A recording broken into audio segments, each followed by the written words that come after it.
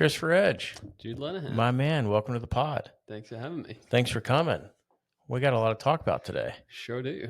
Let's start out by introducing yourself to the people. Yeah, I'm Chris Edge. I'm the assistant golf coach at Middle Tennessee State University.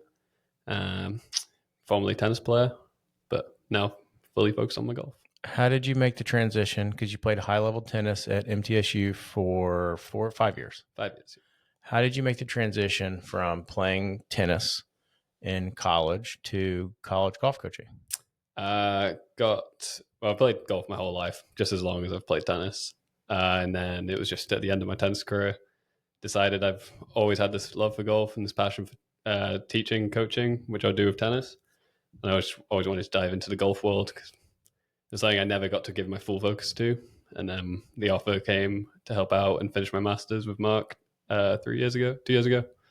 And it was sort of once in a lifetime opportunity to get into the golf world and loved it ever since. Nice. How many similarities are there in teaching tennis to teaching golf or coaching golf? Yeah, pretty similar. I mean, obviously the dynamic to static part of golf is different, but other than that, a lot of it's just limit the errors, play consistent, and stick to your strategies, and stay fully. Also, what I'm thinking of, stay fully committed to each shot you go for. Is it, and you're a high level golfer as well, +3 handicap, +2? Yeah, +3. Is the commitment in tennis shot by shot harder or easier than committed to golf? Because how long are you going to play a collegiate tennis match? Typically singles would be hour and a half. Sometimes it's quick an hour, but yeah, hour and a half to 2 hours. Are you clocking in and clocking out between each point or each set kind of? It feels a bit in tennis because it's all happening fast. It's quite easy to get into like cruise control mode, which is kind of what you dream of being in golf whenever you're playing well. But in tennis, it's a bit easier to do even when you're playing bad. But you do have to have little cues to like make yourself clock back in. Did the emotions in tennis, because I know tennis players can run pretty hot. It's very, very extreme, very intense sport, unforced errors. You're kind of reading the person across the net from you. How did you deal with the emotion and the regulation of the emotion in tennis? And then have you used your expertise in that to help coach these college kids the last couple of years in golf? Yeah. I mean, I always just love the team part of college tennis. It's so different to regular competing in tennis because in college it's all about high energy and like you got your team around you and you're constantly trying to support through them and be there for them and give you a point for them. Whereas when you're playing by yourself, you're kind of alone. So you kind of look like an odd one if you're like screaming out things and trying to yell and be super high energetic. So whenever I got really stressed out, I mean, I'd show moments of anger sometimes, but usually I'd try to channel it into like shouting across the courts to one of my teammates when I see them hit a good shot and kind of let a bit of anger out by just yelling or just going back and going for like a little routine at the back of a towel. But then when it comes to golf, I feel like that's one thing we're trying to push a bit more of our players is when you see things are going tough, remember you're probably going to be counting today. Like you got, 4 or 5, so 90% of the scores you're counting. So we're trying to push them to keep remembering that aspect of you're playing for the team, you're playing for something bigger than you, and really dive into that. It's really easy as the 5 guy if it's not going well and you're 4 or 5 over through say 10 or 11 or 12 and you pull up golf stat or clipped and or your coaches are telling you what everyone else is doing. And then it's easy to kind of give up, unfortunately, as that 5 guy. But a lot of times, because college golf switches so quickly that their scores end up either counting or a lot closer to counting than they thought. Yeah, definitely. So for college golfers, for them to stick in it for the full 5 hours or 5.5 hours, whatever the pace of play is, it is very tough emotionally to focus. And if you don't have it, still giving it your all, because you may end up counting. Yeah. If something goes wrong those past 3 or 4 holes. Yeah. And I always like to think that, like for me, when I was playing tennis, the amount of time we could see the scoreboard, we could see if we're 3-0 down and you're last on court, your match counts because it's first to 4 points. And I always found it was the same thing. Like I cared about how I did personally, and I just hate giving up. I hate the idea of not doing well. And I would always be fighting like, hey, even if it looks like the team's losing, I'm still trying to fight my ass off to get my win here. Yeah. And it's the same in golf. When I'm playing golf, I can't stand playing badly, but the worst thing for me is when I leave the golf course saying like, I think it's happened once where I really feel like I've let a round go in the last 3 holes and just kind of, and I looked at that and I think about that round every time. Like, why did I just give up on those last 3 holes? Like, I never want to do that again. It's easy when you're in the moment on the golf course to kind of black out because you're angry, for lack of a better word. Take a couple holes off. You play those 2 holes 3 over, and you think it's no big deal. Yeah, it's no big deal. It's just golf. I have round 2 or round 3 tomorrow, and then you finish, and then you have a lot of regret. Yeah, because you gave up those holes. But then, and we've all done it. We've all continued to give up holes time and time again. But every time you finish that 18th hole, 36th, 54th, whatever it is, you do immediately kind of regret, like why didn't I just try? Yeah. Why don't I lock in there? I went up and I tapped that 3-footer really quickly. I jacked that by. That was the silliest 3-putt. I'm so embarrassed. Yeah. But like my ego, especially as a young man, got in the way. And I wanted to pretend like it didn't matter, but it really mattered on the drive home. Or it really mattered when I was falling asleep or dotting my pins for the next day. And that's like one of those nice feelings you have is when you can leave, doing anything, where you can leave it and be like, hey, it didn't go well, but I put in everything. I did all the right things. It's like Scotty says before he plays, the main thing he cares of is he's checked off all the boxes before he's got there. And then he'll just go out and play and deal with what happens there. He knows he's prepared. And talk to me about scoring in collegiate tennis, because I'm not 100% privy to that, because I just want to kind of try to relate that to college golf. Tennis, you'd have 3 doubles courts going, and you have to win 2 out of those 3 doubles matches to get the 1 point.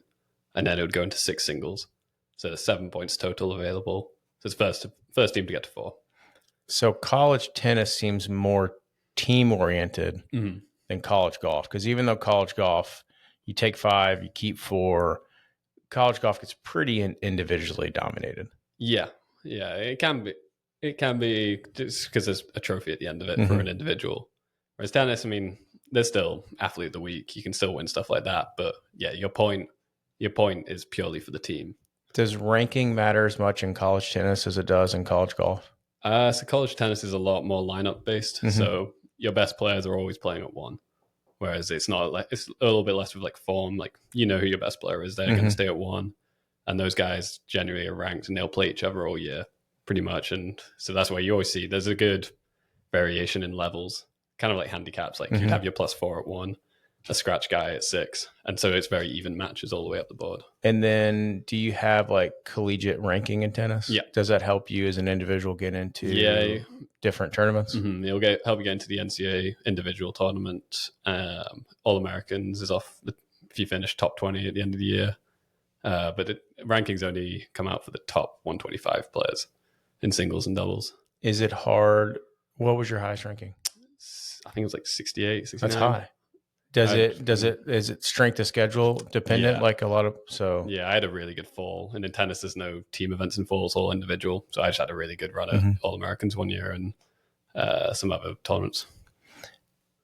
You have how many guys on a collegiate tennis team? Typically about 9 to 10. 2 coaches, 1 head, 1 assistant? Yeah, and then a volunteer as well, usually.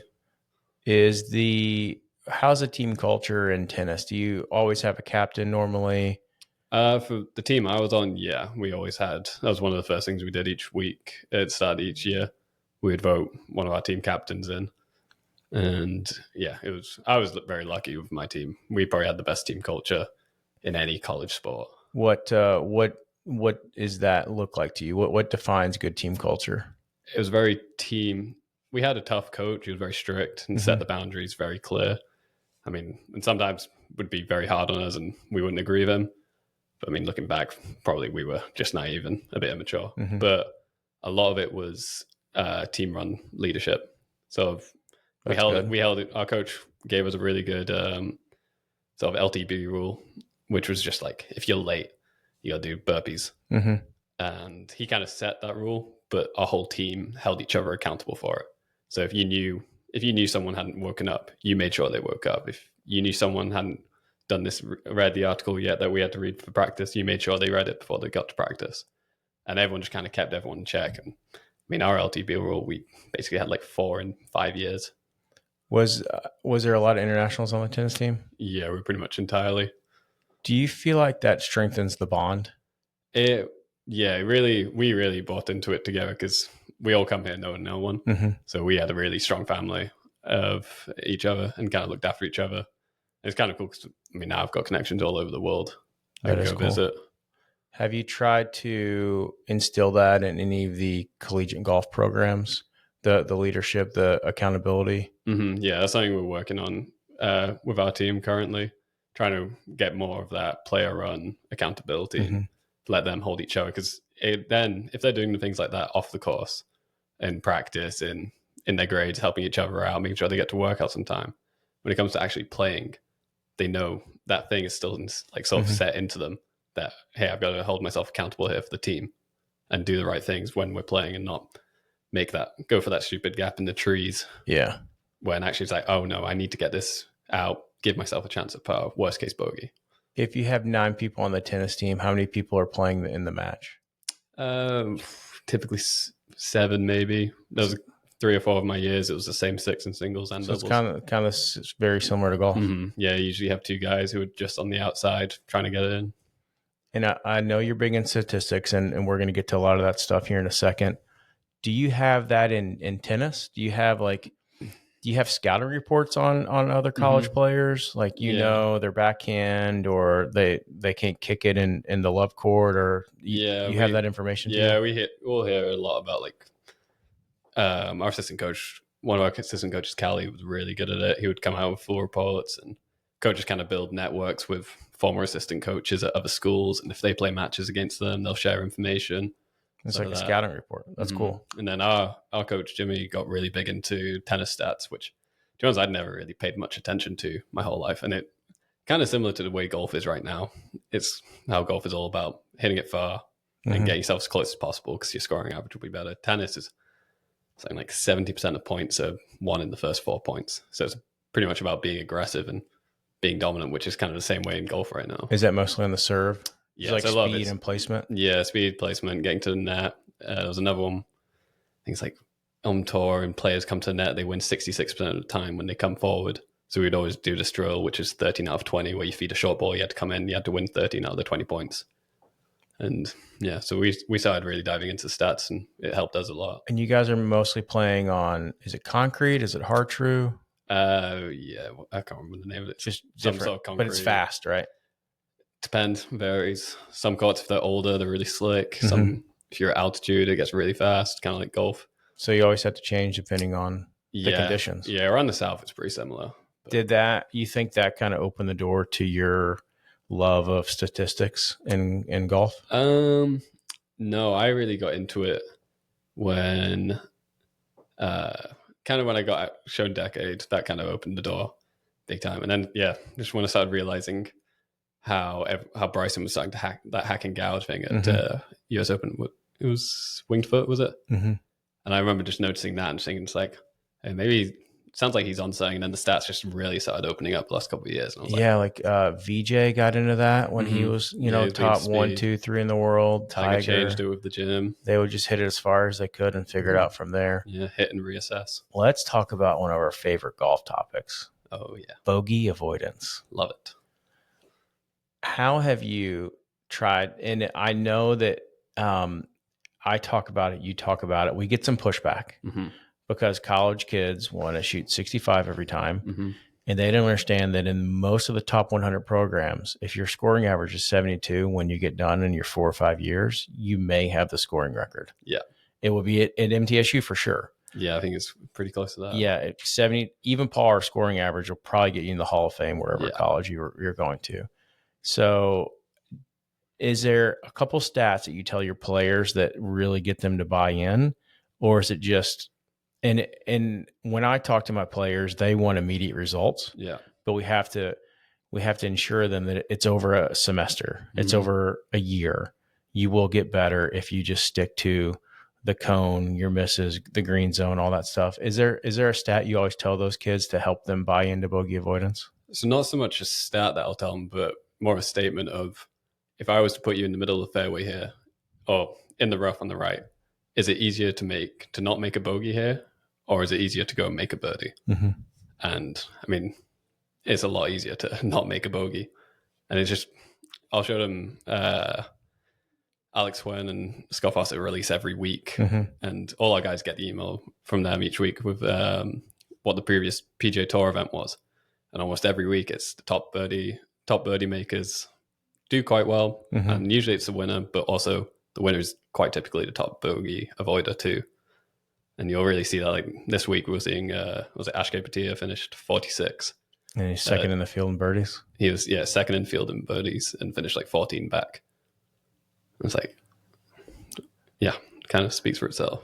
Do you think these college kids, they drive it well enough? Do you think they need to go to, because bogey avoidance, the number one leader is par fours, correct?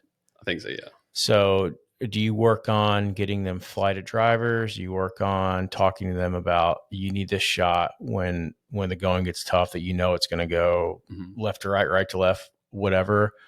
Or do you just have them stick to their strategy, play aggressive when it fits their eye, and then lay back when it doesn't? Yeah, well, whichever they feel like is the like safe shot. Like in tennis, we had a thing, our coach would always drill us on a 90% rule for serves.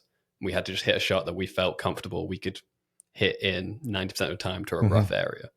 And it's the same in golf. You kind of want to, it's not when you're going to be hitting out your heels, but you can just tee down a little bit. You just know it's going to stay in that 70-yard dispersion. It's not going to put yourself in true danger. Almost like a second serve.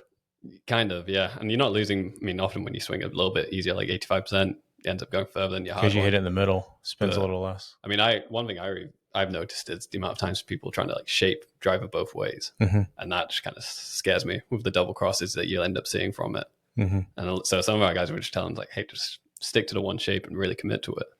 It seems like a lot of the guys, and when you're in college, you compare yourself to the top player at Auburn and FSU and the PGA Tour players.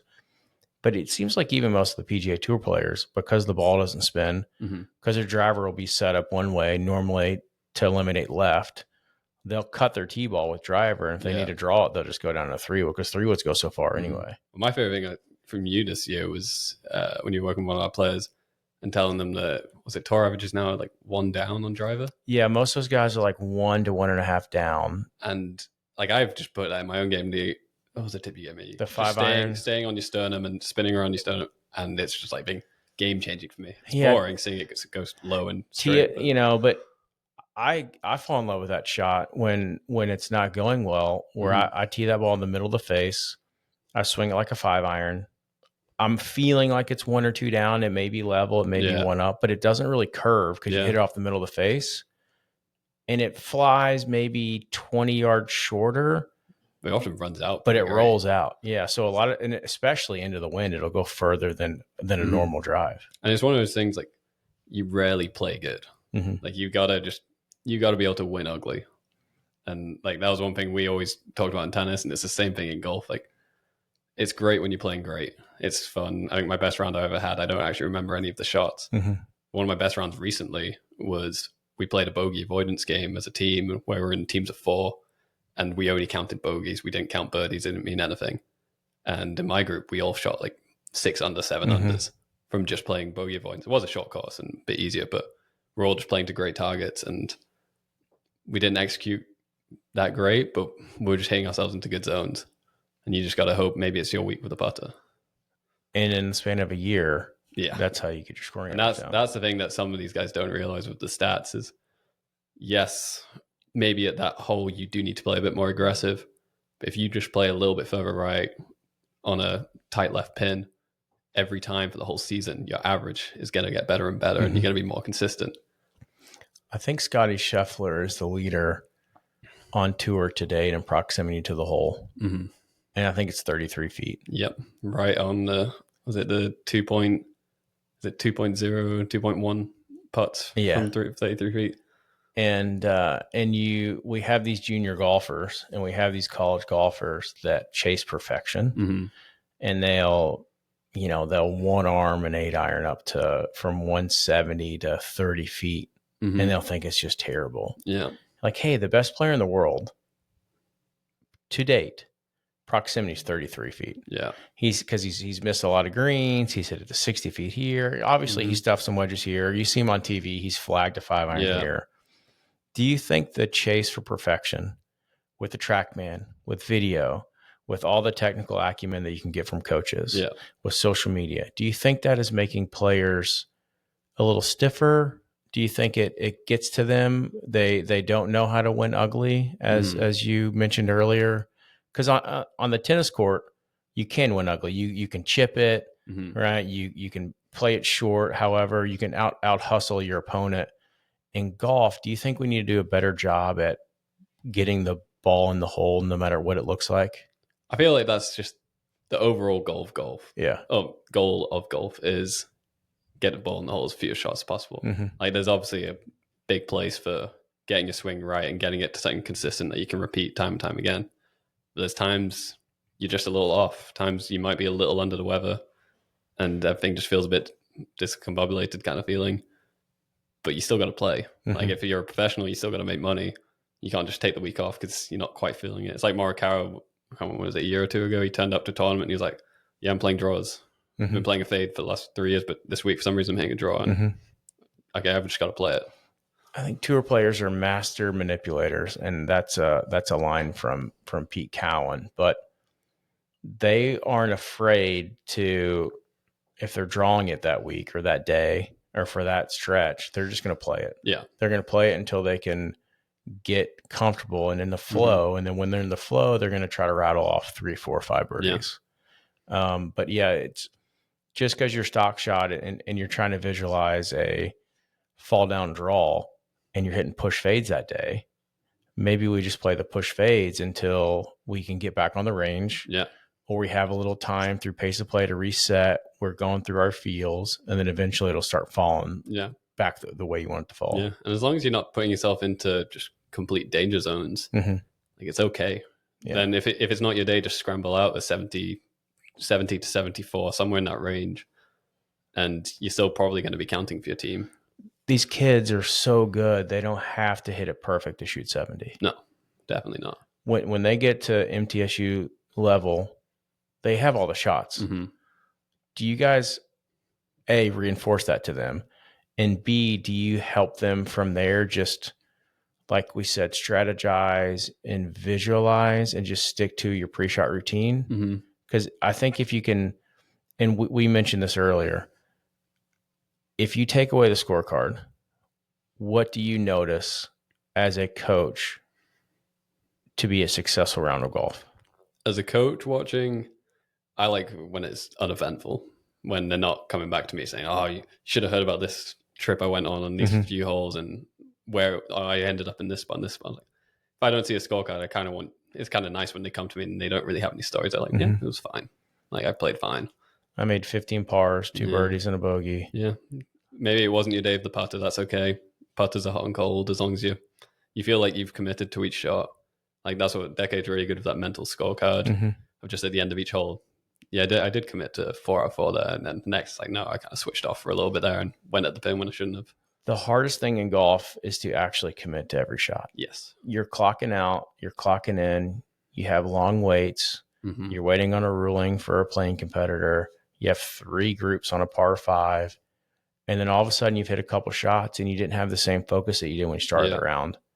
And then when those wheels come off, sometimes by the time you notice it, it's too late. Yeah. I remember having that as like a big breakthrough in my golf. And when I was a junior, was realizing it's like, oh, I need to focus on my nutrition a bit more. Like, I always seem to die after 13 holes and start making some stupid decisions. And then there was when, who was it that won the Open 2010? Oosthuizen. He was saying for that week he had a black dot or something on his, or a green dot on his glove, and every time he looked down, that was when he had to switch on to golf mode. And he said it's never worked for him again since. It worked that week though. I think he won about like 8 or something crazy. Yeah. But there's just it's so hard to find something that consistently works. One of the big easy things is like nutrition and making sure you're not fatiguing. But how many do you notice by the time they get to college, are they good at making sure that they're drinking and eating every 2 holes, every 3 holes, or you still have to remind these kids? No, yeah, definitely have to remind them. That's like, I feel like a lot of guys are coming to college with the aspirations of being pro, and the key things they have to learn in these 4 years, which is great, not having to go to pro at 18, because I mean everyone's too young for that unless you're the next number one. But is just learning to mature and take care of the details and just be disciplined with little things, because you've got 4 years to try it and fine tune what works well for you. And fitness and nutrition are those little things that can fall between the cracks, but they can really separate. They can keep you focused. You don't drain as much. You couldn't, I mean, in tennis, it's so straining on your body. You had to stay fit. Yeah. And it's like McIlroy, when he was when he's like 19, he wasn't into the gym at all. And then the doctor told him, like, your back is not going to last you. It was one of those things he had to learn 19, 20 that, okay, I need to start taking better care of my body. And that's where it's great for college is we have, I didn't play tennis professionally. But I saw my 5 years in tennis is better than most professionals' lives because we had everything given to us. And it was just really, it was cool to just, I had to mature my first 2 years. I probably didn't take advantage of everything I should have done. Then my last 3 years kind of really started honing in on using the ice bath more and stretching out, getting treatment when I needed it, and getting ahead of all these little things to make sure I'm ready when I am playing. And you guys have a new facility opening? Is it weight room facility? Yeah, there's on a campus? new big athlete center and football stuff getting built right now. So That'll be looking forward nice. to moving into that in the fall. How often did you have workouts in tennis? Team workouts? Typically 3 times a week would be strength conditioning, and then 3 times agility and fitness stuff as well. And then you all do 3 times in golf? Yeah, this season we've done 2, but yeah, 2 to 3 times. If we have an off week, we'll add an extra one in there. Is it all kind of strength and conditioning?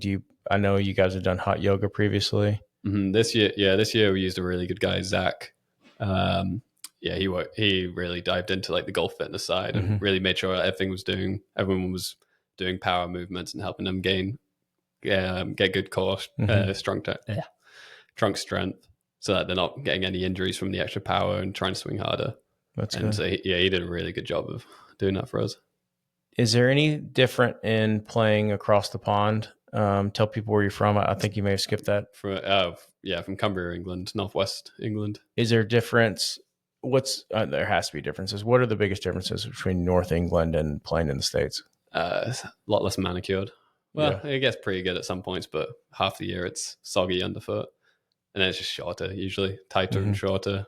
It's a little bit more. You have to play to the right spot. And dog legs, trees that you can't go over. So you're having to hit 5 irons off the tee sometimes. Do you notice a difference in international golfer strengths when they come to the States versus guys that have grown up here? I think some of it's just like appreciation of what is available here. I think a lot of guys come here and they're really hungry and very dedicated practices because they've never had access to range with really nice isolation turf to hit off. Like we've got the Grove. Like for me, that is incredible because back home we're hitting off mats 9% of the time. Because you don't have as much land, or it's just the weather? I think it's a lot of the courses are like built before practicing was a thing. Whereas you got so many great courses here where the practice facility is like purposely built to be really good. Whereas a lot of time you back home, you're hitting in a field out of like a rough pretty much. So it's just a lot more, it's so much easier to practice here. And I can imagine it's incredible to grow up having that, but I imagine it's very easy to forget that this is something that's not normal and probably kind of overlook it sometimes. How's the tournament schedule over there? Do you have to travel far for tournaments, I imagine? Yeah. If you're playing the elite level, you're going around Europe, having to play all the European amateurs. But if you just play, like I played county level golf, and for that, I mean, the travel was at most 3-4 hours, but a lot of time I could just play within the county, and there was a good amateur tour within there that you could stick to. How's the travel in tennis? For back home, it was fine. I played a little bit of international stuff, but not too much because I had my A levels and exams I had to take, so I struggled enough to pass those. Didn't want to jeopardize them too much. But yeah, all over the country, there'd be tournaments up and down Scotland, England. How did they find you in tennis to come to Middle Tennessee? I got lucky. I was being recruited by the Tulane assistant coach, James Mackay, and he went to my school. And then when I couldn't do the offer that they were giving me today, he passed me on to Jimmy, who was his old head coach. And without talking to me, already offered me my scholarship. And I was like, okay, this guy seems very... And then spoke to him for about 2 months and decided this is the place to be. Are there a lot of similarities in how the international students come to the States via tennis? The same in golf? Because we have, you guys have a couple English guys. You have an Estonian. Previously had a couple other Estonians. Is it kind of the same? Yeah, it's similar. Networking of coaches and former players? Yeah, like Mark gets the English guys through an agent who used to be Mark's assistant coach at Charleston. And then we've got a good relationship with David in Estonia, who's given us 3 really good players. And so, yeah, it's just with word of mouth and through agencies, typically. That's good. Are you in depth in the portal conversation at all? We've had a busy week. You guys have had a busy year. Yeah. It's been a rebuild year, and it's looking very good for next year. It's really going to help, for lack of a better word, mid-majors. Because MTSU has the Grove. Yeah. They have Stones River, Murfreesboro. That's a complete reno under Bill Bergen. That's going to be amazing. Yep. You guys you fly private everywhere. You have team planes. Wear RLX. You wear RLX. You have a great strength of schedule. Yeah. I think a lot of these portal kids will want to come to Middle Tennessee, close to Nashville. Yeah, little middle, and you get the Power 5 treatment, but get to play for something. Taxes are good on the NIL stuff. Yeah. It's not like going to California. Yeah. That's good. Anything that you would change in golf that you would that you think tennis does better? Pace of play. Yeah. Shot clock. But yeah, shot clock would be great. Yeah. They have that in professional tennis some places, but I think, yeah, pace of play, shot clock, have a 40-second timer everywhere. I don't know how logistically you do it, but make that a big deal. That's one thing I find hard. And sometimes you even watch players and you're just like, how can you possibly hit a good shot standing over this ball for this long? It needs to be a bit more reactive, I feel. Do you guys help train your current set of players with their pre-shot routine, or they kind of come to college with one? We've been pretty good this year. Anyone that we have seen who's like, so their routine's been too long, we have mentioned to it and we have worked with them to make sure it's under 40, just in case you ever do get put on the clock. You don't want to have that worry of, I'm sometimes over. But it's a lot of our guys, we'll always check them and make sure they're consistent. And we'll often like when they're practicing, going through routine, if we're doing like a day where they have to go through their routine, we'll like just monitor it and just see, okay, is this consistent? But yeah, we've not had to be too concerned with anyone yet this year. That's good. I know I am with you guys during a lot of the practices. I'm watching out of the bay. You set up a lot of drills for the team. Is there something you can share as your favorite couple drills for the junior golfers or the junior golf parents listening that will help them be more prepared to play college golf? Because it is a big jump. One of my favorites we did this year, it was a bit more, it gets a little silly with some of the holes we choose. We would do 9 holes. We'd throw cones behind trees, put them in the weeds, put them in the middle of the fairway to a tight front pin, and just say, make a 3. Like, you're in a bad position. We don't want to see a double here. Let's just make a bogey, walk away, and get that mentality of like recognizing when you're in a bad situation. 3 from there really isn't that bad. What's the stat? If you go, once you're in the trees, it's automatic. 1-shot penalty, basically. The stats say you're making 3.4 from 100 yards in the trees. And that's one thing that some players find really hard to believe is, I can chip this under the tree and run it out and get it near the flag and maybe get in. It's like, whenever you might also clip this branch and drop down. Now you're under the tree and you're screwed. And so that's been one of the fun ones we've done. They try to get too much out of it. They're in the rough, 230, take too little of loft. And one of my favorite execution ones we've done this year is we call it discipline wedge drill, where they have to play as a team. They've all got to hit the shot into we usually do like typical total dispersion distance. So they'll have like 15 feet right of the flag, 5 feet left. And we tell them, if you miss this left and the short side and miss, whole team's got 10 push-ups. If you miss it right, just you. And they've all got to do it in a row and hit it within the 2 sticks we have next to the flags. That's been more of a fun like execution one under a bit of pressure. Did you finish the John Rahm drill today? Yeah, finally. How long did it take you? It took me 1 hour, 37 seconds. Wow. Yeah. That's about normal. Yeah, 15 foot to kill. The lowest I've done it's like 21 minutes. I dream.